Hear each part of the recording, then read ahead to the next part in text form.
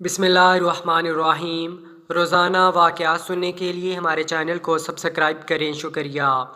اللہ رب العزت نے قرآن مقدس میں ارشاد فرمایا، خبیث عورتیں خبیث مردوں کے لیے اور خبیث مرد خبیث عورتوں کے لیے ہیں۔ قرآن مقدس کی اس آیت کریمہ میں جن خبیث عورتوں کا ذکر کیا گیا ہے ان میں سر فہرست ایک جمیل بنت حرب بن امیہ بن عبد شمس بھی تھیں۔ یہ تاریخ میں ام جمیل کے نام سے جانی جاتی ہے اور ابو لہب مردود کی بیوی ہونے کے ناطے سے حضور نبی کریم صلی اللہ علیہ وآلہ وسلم کی چچی لگتی تھیں۔ جہاں ابو لہب حضور صلی اللہ علیہ وآلہ وسلم کی عداوت میں بہت آگے نکل گیا تھا، وہیں اس کی بیوی پیغمبر خدا کو ایذاء رسانی پہنچانے میں ابو لہب کے ہر عمل میں اس کی معاون و مددگار ہوتی تھی۔ حقیقت میں یہ ایسی نیچ ذہنیت کی مالک تھی کہ اسلام دشمنی میں تمام مشرکین خواتین کو بھی پیچھے چھوڑ چکی تھیں۔ اس نے نہ صرف حقائق کو مسخ کرنے اور فتنہ انگیزی پھیلانے کے منصوبے بنائے بلکہ عملاً منصوبوں کی کامیابی کے لیے کوششیں بھی کرتی رہی۔ حضور نبی کریم صلی اللہ علیہ وآلہ وسلم کی چچی ہونے کی حیثیت سے اکثر و بیشتر اس کا سامنا حضور صلی اللہ علیہ وآلہ وسلم سے ہو جایا کرتا تھا،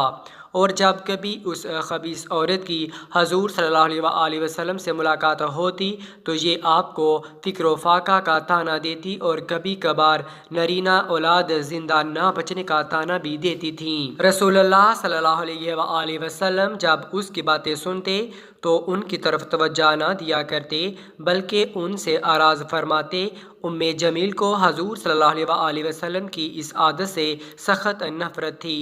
کیونکہ وہ تو باتیں ہی اس لیے بناتی تھی کہ حضور صلی اللہ علیہ وآلہ وسلم اس کو جواب دیں، مگر جب پیغمبر خدا اس کی باتوں سے اعراض فرماتے تو اسے غصہ بہت آتا، جس کی وجہ سے وہ آپ صلی اللہ علیہ وآلہ وسلم کو ایذاء رسانی پہنچانے کے نت نئے طریقے آزماتی۔ انہی میں سے ایک طریقہ جو اس نے ایجاد کیا وہ رسول اللہ صلی اللہ علیہ وآلہ وسلم کے راستے میں کانٹے بچھانے کا ہے، جس کا ذکر اللہ رب العالمین قرآن مقدسہ کی سورۃ لہب میں فرمایا ہے۔ بظاہر ام جمیل کی حضور نبی کریم صلی اللہ علیہ وآلہ وسلم کے ساتھ عداوت کی بہت سی وجوہات ہو سکتی ہیں، جن میں سے سر فہرست تاج نبوت بھی ہے، یا شاید حضور صلی اللہ علیہ وآلہ وسلم کی برادری بنی ہاشم اور ام جمیل کی برادری بنی امیہ کے درمیان قریش میں صداقت و قیادت کے سلسلہ میں چپکلش بھی عداوت کی وجہ ہو سکتی ہے، یا یہ کہ رشتہ داری کی وجہ سے دل میں حسد و کینہ اور نیچا دکھانے کی وجہ سے عداوت ہو، واللہ عالم۔ لیکن جو بھی ہو، یہ خبیث عورت زہریلے سانپ کی مانند حضور نبی کریم صلی اللہ علیہ وآلہ وسلم کے راستے میں ہر طرف اپنا زہر پھیلاتی تھی اور علی اعلان نبی کریم صلی اللہ علیہ وآلہ وسلم سے عداوت قائم کیے ہوئے تھی۔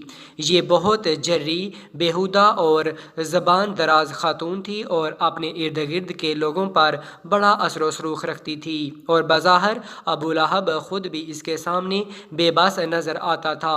یہی وجہ ہے کہ جب مشرکین کی مجلس شورا نے یہ فیصلہ کیا کہ حضور نبی کریم صلی اللہ علیہ وآلہ وسلم کو معاذ اللہ جادوگر مشہور کر دیا جائے تو ام جمیل اس سے بہت خوش ہوئی اور ابو لہب سے کہنے لگی، لوگوں میں یہ اعلان تم کرو گے۔ چنانچہ رسول اللہ صلی اللہ علیہ وآلہ وسلم کی یہ عادت مبارکہ تھی کہ آپ حج کے موسم میں باہر سے آنے والے لوگوں کے ساتھ ساتھ رہتے تھے اور بازار عکاظ، بازار مجنہ اور بازار ذی المزاج میں بھی تشریف لے جاتے تھے، جہاں لوگوں کو دین کی دعوت فرمایا کرتے تھے۔ ان سب جگہوں پر ابو لہب آپ صلی اللہ علیہ وآلہ وسلم کے پیچھے پیچھے ہوتا اور یہ اعلان کرتے جاتا تھا، یعنی تم لوگ اس کی اتباع نہ کرو، یہ جھوٹا صابی ہے، معاذ اللہ، یعنی اپنے آباء و اجداد کے دین کا باغی ہے۔ ام جمیل اپنے شوہر ابو لہب کے اس طرز عمل پر بہت خوش ہوتی اور یہ سوچتی کہ اس کا شوہر کفر کی خدمت میں ہمیشہ سب سے آگے ہی رہتا ہے، جب اس پر بھی دل نہ بھرتا تو اپنے گھر کا کوڑا کرکٹ اٹھاتی اور رسول اللہ صلی اللہ علیہ وسلم کے گھر کے دروازے پر پھینک دیتی۔ لیکن قربان جائے نبی رحمت صلی اللہ علیہ وسلم کے صبر و برداشت کے، آپ صلی اللہ علیہ وسلم وہ کوڑا اپنے دست مبارک سے ہٹا دیتے اور فقط اتنا فرماتے، اے بنی عبد مناف، پڑوسی کے ساتھ یہ کیسا برتاؤ کر رہے ہو؟ الغرض جمیل حضور صلی اللہ علیہ وسلم کی دشمنی میں ہمیشہ پیش رہتی تھی اور آپ صلی اللہ علیہ وسلم کو ایذا پہنچانے کا کوئی موقع ہاتھ سے نہ جانے دیتی تھی۔ یہاں تک کہ مفسرین کرام لکھتے ہیں، اگر دشمنی کے اعتبار سے دیکھا جائے تو یہ طے کرنا مشکل ہے کہ دونوں میاں بیوی میں سے کون رسول اللہ صلی اللہ علیہ وسلم کا بڑا دشمن تھا، ابو لہب یا اس کی بیوی۔ چنانچہ حضرت اسماء رضی اللہ تعالی عنہا بیان کرتی ہیں، جب سورۃ لہب نازل ہوئی تو جمیل بھپری ہوئی رسول اللہ صلی اللہ علیہ وسلم کی تلاش میں نکلی۔ اس کے ہاتھ میں مٹھی بھر پتھر تھے اور وہ حضور صلی اللہ علیہ وسلم کی ہجو میں اپنے ہی کچھ اشعار پڑھتی جاتی تھی۔ جب بیت اللہ شریف پہنچی تو وہاں حضور صلی اللہ علیہ وسلم حضرت ابوبکر صدیق رضی اللہ تعالی عنہ کے ہمراہ تشریف فرما تھے۔ حضرت ابوبکر نے جب جمیل کو یوں اپنی طرف بڑھتے دیکھا تو حضور صلی اللہ علیہ وسلم سے عرض کیا، یہ آ رہی ہے اور مجھے اندیشہ ہے کہ آپ صلی اللہ علیہ وسلم کو دیکھ کر یہ کوئی بےہودگی کرے گی۔ حضور صلی اللہ علیہ وسلم نے فرمایا، یہ مجھ کو نہیں دیکھ سکے گی۔ چنانچہ ایسا ہی ہوا۔ جب جمیل آپ صلی اللہ علیہ وسلم کے پاس پہنچی تو حضور صلی اللہ علیہ وسلم کے وہاں تشریف فرما ہوتے ہوئے بھی آپ صلی اللہ علیہ وسلم کو نہ دیکھ سکی اور حضرت ابوبکر صدیق رضی اللہ تعالی عنہ سے کہنے لگی، کہاں ہیں تمہارے صاحب؟ میں نے سنا ہے انہوں نے میری ہجو کی ہے۔ حضرت ابوبکر صدیق رضی اللہ تعالی عنہ نے کہا، اس گھر کے رب کی قسم انہوں نے تو تمہاری کوئی ہجو نہیں کی۔ جمیل نے یہ سنا اور بڑبڑاتی ہوئی واپس لوٹ گئی۔ حضرت ابوبکر صدیق رضی اللہ تعالی عنہ کا یوں فرمانا اس لیے تھا کہ یہ الفاظ حضور صلی اللہ علیہ وسلم کے نہیں تھے، بلکہ یہ تو فرمان خدا عزوجل تھا۔ تو اگر تم یہ کہنے والے کو تلاش کر رہی ہو تو پھر خدا کو تلاش کرو۔ مفسرین کرام میں سے حضرت عبداللہ ابن عباس رضی اللہ تعالی عنہ،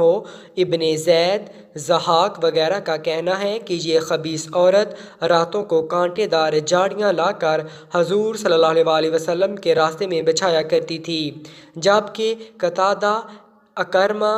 حسن بصری، مجاہد اور حضرت سفیان ثوری رضی اللہ تعالی عنہم وغیرہ کا کہنا ہے کہ وہ کانٹے لا کر نہیں بچاتی تھی، بلکہ یہ الفاظ بطور محاورہ استعمال ہوئے ہیں،